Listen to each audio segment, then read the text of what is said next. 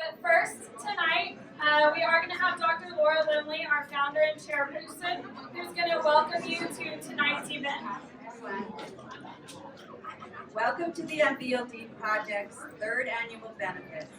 It is so good to see everyone. Thank you all for coming. We have an exciting evening planned. You will be hearing updates about all the important work our scientists at Columbia University Medical Center have been doing regarding NVLD. And we have a special guest, Dr. Brandon Phillips, a pediatric cardiologist, all the way in from Louisiana to be here tonight. This year is an especially important year. We have all been living with COVID and have seen not only the impact on physical health, but also mental health. People with NVLD often do not have the opportunity to get their needs addressed because it is not recognized as a valid diagnosis. NVLD is being diagnosed all over the world, but because it is unknown and not officially classified as a distinct disorder, so few mental health professionals and educators know how to address this population's needs. We receive a tremendous number of calls and emails regarding this very issue. People are often desperate for help. Unfortunately, there are all too few resources. We hope to change all that. We can't do that without getting NVLD formally recognized and validated. To do that, we need help and support so that this unrecognized and unacknowledged population finally can get what they need and deserve. Thank you all for coming tonight and for supporting our important work. We are thrilled to welcome Dr. Brandon Phillips, a pediatric cardiologist who was diagnosed with NVLD as an adult. Dr. Phillips pursued his medical degree at Tulane Medical School and completed his residency in general pediatrics at Texas Children's Hospital and Baylor College of Medicine in Houston, and his fellowship in pediatric cardiology at the Mayo Clinic in Rochester, Minnesota. Now I'm going to let Dr. Phillips tell us a little more about himself and his journey with NVLD.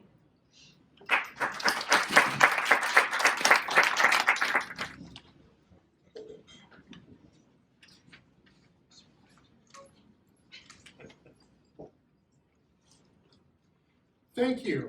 I'm honored to be here with you this evening to share my story. Medical school did not begin the way I expected, but then again, neither did my life. I was born with a heart defect, having my first open heart surgery when I was 2 years old. Growing up, I loved my pediatric cardiologist. By the time I was 4 years old, I had already told my parents that I wanted to be a pediatric cardiologist just like the doctor who had helped save me. I don't ever recall wanting to do anything else. I wanted to help kids with the same condition as mine. But to reach my medical career goal, it would take surviving my illness and years of study. Through the years, my body responded well to the treatments and procedures I would undergo, enabling me to overcome the challenge of surviving and living a full life. I'm here tonight because of it, and as I said earlier, grateful to be here with you. Medical school delivered challenges of its own.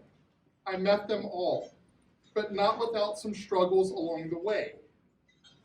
During Tulane Medical School orientation, before classes had even begun, one of the pediatric faculty members became interested in why I was so confident that I wanted to be a pediatric cardiologist. I responded by bringing up my medical history as it related to my future. On the second day of class, I received a note that a meeting was going to be arranged between Tulane's pediatric cardiologist and myself, just in case I found medical school to be stressful. I left the meeting that day with a recommendation to have a second open heart surgery. I had just seen my pediatric cardiologist. He had told me to go and join medical school. One of the first things I learned in medical school is that medicine is great and that two physicians can look at the same patient and come up with two different conclusions, and neither of them are wrong. Medicine is great. I had successful valve replacement surgery between my first and second year of medical school. During my third year of medical school, our internal medicine clerkship director, Dr. Ledoux, noticed that I had scored lower on the standardized exam than she had expected. She was an adult cardiologist, and she asked to meet with me to discuss my score. She asked about my family's educational background and how I had done in school as a child. I reluctantly shared some things with her that day. My mother had graduated from high school, but my father had not. No one in my immediate family had ever gone to college. As far as academics were concerned, I had been tested for special education in kindergarten, and I ultimately failed the first grade because my reading ability was not at grade level. My parents separated just as I was beginning medical school, and my mom raised me as a single working parent while working nights as a correctional officer. There wasn't a lot of time for her to help me with my studies, although she did her best. Considering all of that, Dr. Ledoux told me that many patients with congenital heart defects like mine have underlying learning disabilities. She asked more questions about elementary, high school, and college. I told her I began to do well in school after repeating first grade. I used to lie in the middle of my living room floor while my mom called material out to me until I could recite it back to her like a well-told story.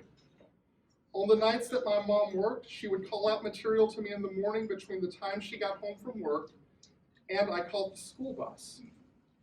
I told Dr. Ledoux that I began to make all A's after receiving a wish from the Starlight Children's Foundation because of my heart condition.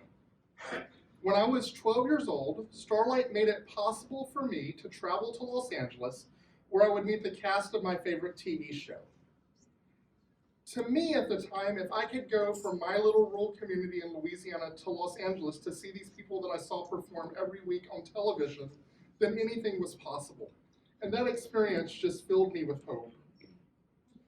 By the time I was in high school, I had been labeled academically gifted, even though the testing showed a significant difference between my verbal and visuospatial skills. Even though I was doing well in school, I never really enjoyed reading. I found myself having to read things 2 or 3 times to get the meaning of what was on the page, especially in literature and history classes. I didn't mind reading encyclopedias or science books. I liked learning new facts. My gifted classmates noticed my work ethic and often teased me for taking every textbook home with me every day. They would tell me to slow down, to quit blowing the curve. But to me, it felt like I was barely keeping up. I graduated at the very top of my high school and college classes.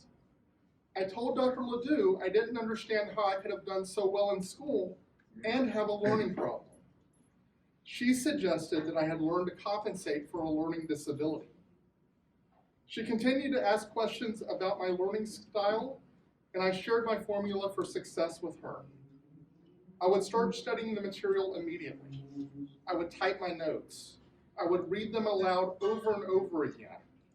To ensure success, I took as many mathematics and physical science classes as I could because I had a natural ability in those subjects. For my liberal arts classes, I would research the professors and find out which classes had minimal outside reading. I would ask questions. I would even make myself available to my classmates to help answer their questions. If I could teach someone else the material, it just confirmed to me that I knew the material well. After relaying all the above information to Dr. Ledoux, I was still reluctant to be tested for a disability, but she was insistent, even to the point of offering to arrange and pay for the testing herself. She told me that she didn't want to see a learning problem keep my dreams from coming to fruition. I ultimately agreed, and I was subsequently diagnosed with a reading learning disorder with the advisement that I receive extra time on standardized exams in medical school. Stubbornly, I refused the accommodation. I was already the student with a heart defect. I didn't want to be the one with a learning disability too. Luckily, most exams in medical school were not standardized, and I was ranked at the top half of my 2-lane class. but I never scored above average on a time standardized exam. In fact, I passed the first step of my medical licensing exam with only a few points to spare. In 2010, after completing my pediatric cardiology fellowship at Mayo Clinic, I traveled to San Francisco to take my pediatric cardiology boards. I knew I had not done well on the exam because I didn't have time to read each question thoroughly. I would have to wait 2 years to retake the exam. It was then that I decided to retake the exam with accommodation, and I submitted the required documents. Nearly a year later, I still had not heard anything regarding my request. So I called their office to inquire, and a staff member told me that while no official decision had been made, that my testing was old, and that my request would most likely be denied. So I proactively found a new educational psychologist and was retested. He confirmed my reading learning disorder, but he also diagnosed me with nonverbal learning disorder. I had never heard of NVLD before. It hadn't been covered in any of my med school classes on learning disabilities. I resubmitted my application for accommodation, and a few months later I received a letter stating that my request was again denied, because the methods used to arrive at my reading disorder diagnosis were psychometrically unsound, and there was a lack of a documented history of a reading disorder. I spoke to one of my mentors at Mayo Clinic, who just happened to previously be the committee chair for the pediatric cardiology board exam. He indicated that he had never heard of anyone receiving accommodation for the examination, but he encouraged me to press on.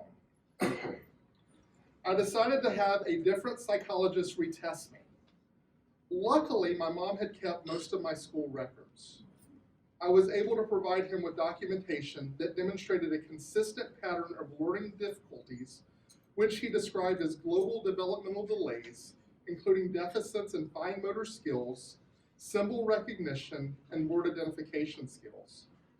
He reported that my reading scores had been consistently my lowest scores.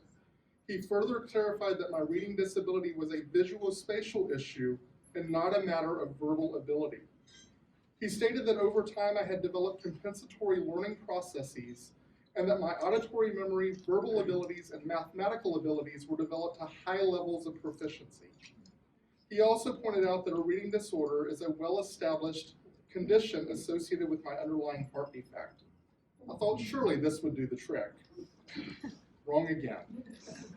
I received a letter stating that I had missed the deadline to apply for accommodation. In fact, their correspondence came 3 days after the deadline.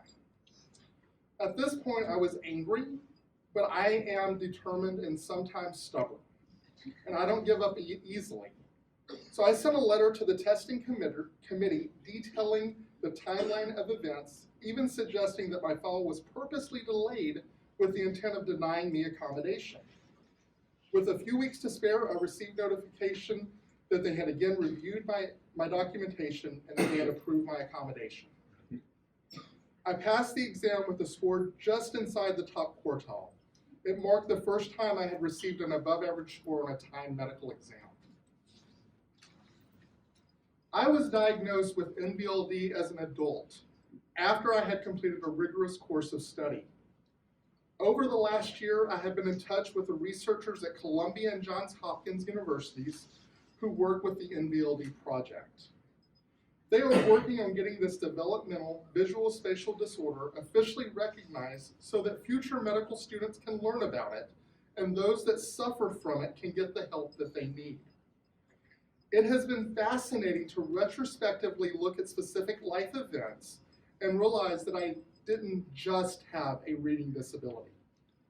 In kindergarten, I never received a satisfactory mark in doing my papers neatly, finishing a task, identifying body parts, using scissors correctly, tying my shoes, sequencing events through pictures, or distinguishing left and right. I finally learned left and right when I was learning to drive, but I used the term learn loosely. I finally realized that I read from left to right, and I would just refer to that definition anytime that I needed to distinguish the two. And that worked well unless I need to distinguish them fast. A recent trip to the chiropractor confirmed I still don't know my left and right. If you ask me to do it quickly, I don't know. And sometimes even a doctor just has to laugh at himself. I still vividly remember the 2 questions I missed on my 4th grade midterm exams. I failed to identify east and west correctly on a map. If you stop and think about it, it's a lot like not knowing your left from your right. Today, I can identify east and west on a map, but I still can't use directions meaningfully. This became apparent when I was a fellow in pediatric cardiology, and my program director gave me driving directions telling me to turn east off of a northbound highway. He could tell from the look on my face, I had no clue what he was talking about. Learning to drive was a substantial feat within and of itself. My first vehicle was a standard transmission Isuzu pickup truck. I learned to drive on the mile-long gravel road leading to our country home. There was no traffic. There wasn't much traffic in the small town where I went to high school either. Where I went to college was a little bit bigger. My best friend there was Matt, and he was from Dallas, Texas. He was the first person I'd ever met that understood math the way that I did. Our claim to fame was that we were the only 2 students exempt from our calculus final because we had near perfect scores. However, riding in a car with me would absolutely frustrate Matt. I was overly cautious. I was slow. I once sat in an intersection for several minutes because I couldn't safely judge when to merge into oncoming traffic.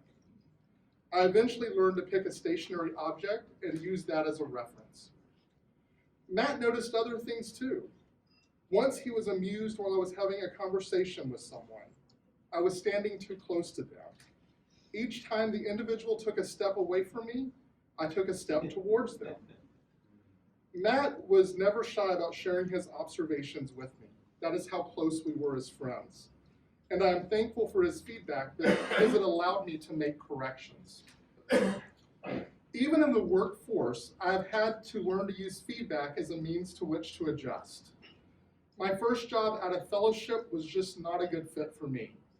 The lead physician was overly critical. At one point, he had told me a decision I had made was wrong and had caused a family to worry needlessly about their child. When I explained to him that I had discussed my decision with a more senior physician in our group, he told me that asking for help was just a sign of weakness. I couldn't win with him. Eventually, I left the practice splintered and other physicians left as well. The experience reminds me of the importance of finding a good fit in the workforce, where my strengths and weaknesses are appreciated. I'm proud to say that my current practice values diversity, and it has allowed me to be successful. My current patient experience scores are within the top 1% of our multi-specialty group practice of over 1,000 medical providers. The work that the NVLD project is doing is so crucial. Getting this learning disability officially recognized is so important for patients with it. Recognition can enable them to receive the accommodation they need in school and in the workplace to reach success and, like me, see dreams come to fruition. Thank you.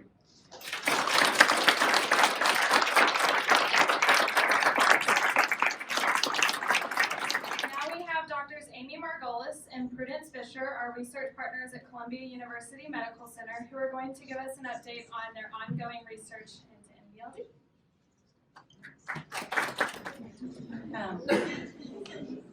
Thank you for that incredibly inspirational talk.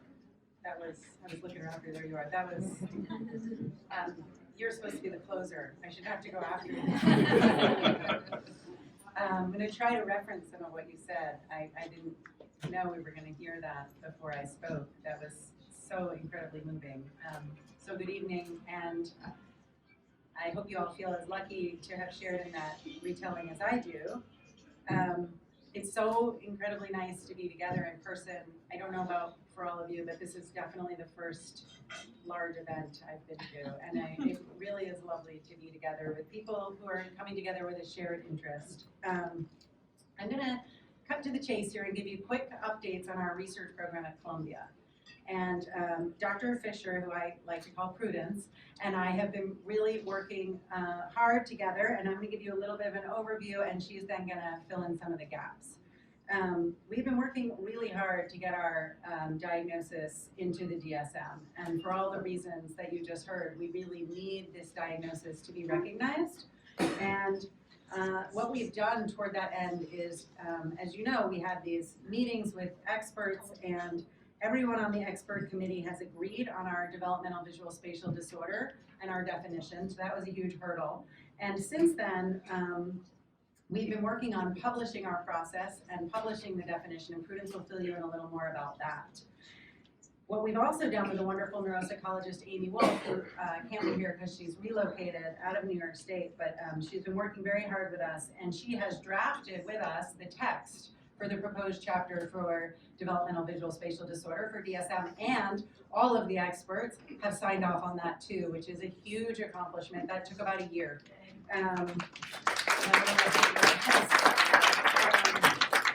The next thing we're doing is we're now drafting the submission to DSM. So actually there are pages and pages of instructions from DSM about what you have to write and what you have to include in order to make a submission, and that's what we're drafting now.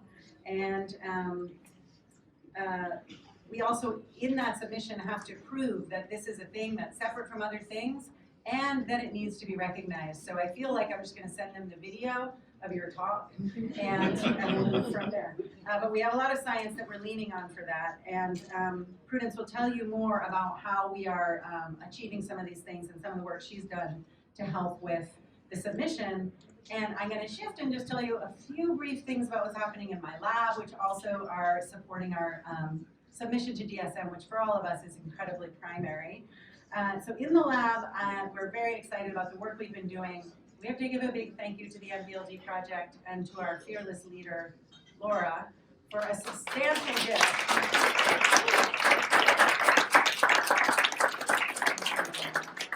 So Laura, with her other fearless leaders, Paula and Samantha, have made all of this possible. But Laura, in her incredible wisdom and generosity and commitment to this effort, made a substantial gift to my lab last year, which has allowed us to really move on to do much more high risk and innovative research to do with NVLD. So what we've been able to do, because we have this funding, first of all, is submit a grant to the NIH that actually says nonverbal learning disability, developmental visual spatial disorder, and it got reviewed. So I don't know if you know much about the NIH process, but half of grants get thrown out and they don't get reviewed.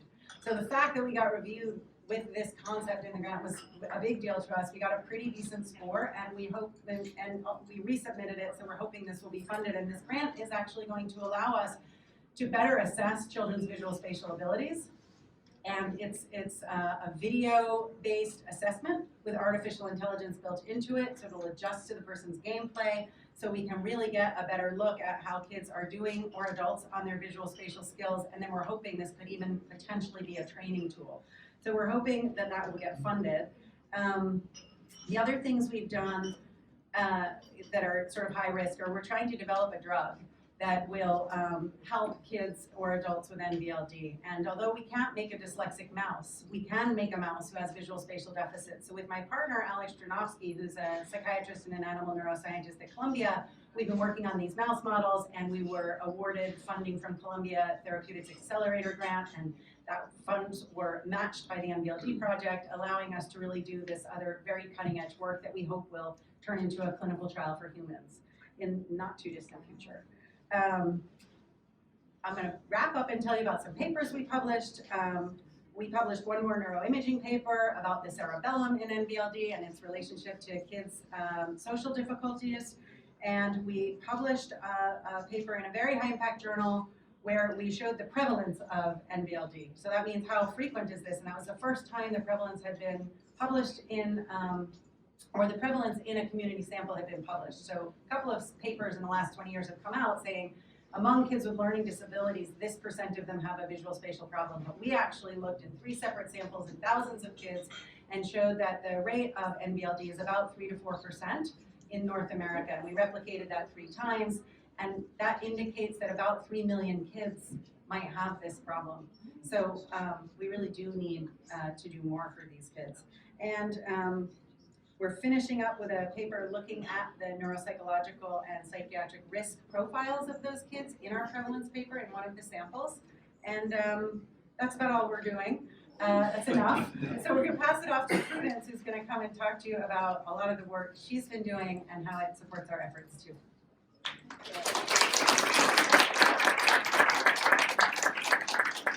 Okay, thanks, Amy.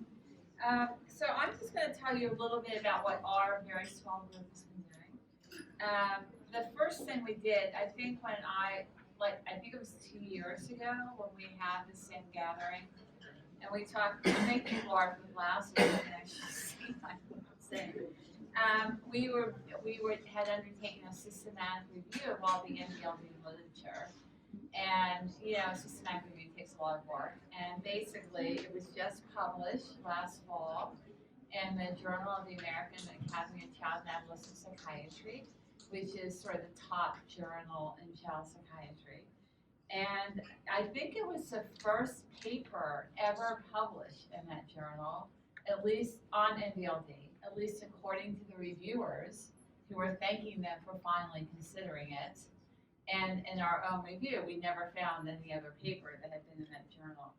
And what we reported in the paper, that based on the literature and all the research, which isn't that great because getting funding to research something that's not yet defined and accepted makes research funding difficult. But what we reported, there was very good evidence that NVLD wasn't just part of something else, that it can be distinguished from autism, autism spectrum disorder, and other neurodevelopmental disorders, and sort of deserved its sort of own place in the system, which was, in terms of preparing the DSM submission, was pretty important to sort of get all the literature together that would support what we were doing. The second thing we did is I thought it would be submitted today, but it's not submitted today. We nearly finished another paper that actually outlines the process that we followed, the 2 consensus meetings and the meetings with experts, to arrive at a consensus diagnosis for NVLD, and frankly a new name, developmental visual spatial disorder, which involved a lot of work, a lot of emails, a lot of meetings, and the chapter, and finally get buy-in from known leaders in the field on this new disorder. So we wrote it up as sort of a consensus diagnosis. And as part of that paper, we also presented some data that we did on a survey with adults. And I don't know, people here might have filled out our survey. It was advertised on the website. And if you did, we thank you. It's quite long. So we're presenting data in the survey on common comorbidities of people who have been diagnosed with NVLD. Basically, this will be, we think, the paper that will introduce developmental visual spatial disorder to the field. So it's a pretty important paper, and it will also lay out the consensus diagnosis and have the field look at it. And so that, it is the first study, given that I did a systematic review, I'm now familiar with all the literature. It is the first study that's actually looked at comorbidities in adults who have NVLD, and what it sort of emphasized to us that it's a pretty important thing to be looking at early on. Then the third thing is we did a parallel survey of parents whose child up to age 30 had been diagnosed with NVLD. And the funny thing about this survey was that for about 70% of the parents said their child did not know they had this diagnosis. Pretty interesting. Or no, only 70% said their child did know. But of the people whose children knew, about half of the kids didn't agree with it. So it was a pretty interesting survey. But also, it covered the same domains. So basically, it covers any diagnosis they've ever been given, any treatment they've ever had, a lot of psychosocial functioning, relationships, problems in school, problems with occupation. And it really sort of underscored to us yet again that people who have NVLD have a lot of difficulties in a lot of different spheres of life, and that they could use some help. So it would be great to have it recognized in DSM. And it just underscores to me the importance of getting included in DSM. So the last thing we're working on, and again, I think parents in this room might have filled out our survey, and I know it was really long, but they made it through the survey. And there are about 250 parents who did this, so we actually have some very nice data on what people have been facing. Finally, in the next few weeks, we're launching a study that's actually also very necessary for the DSM application to show that typical clinicians who use the DSM to make diagnoses can understand and correctly apply the consensus criteria that we came up with experts. And so it's going to be an online survey. We're surveying a bunch of clinicians. It's using the same methodology that was used for the ICD-11 field trials to sort of certify their diagnoses.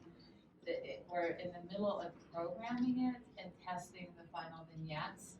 But it's really important for the DSM application to show that clinicians can reliably use these criteria.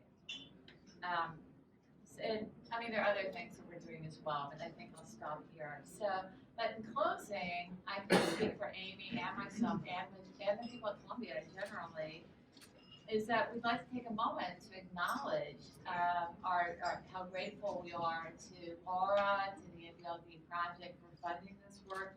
It's actually very interesting work, but also we all think it's very important work. So that's me. I'll stop there.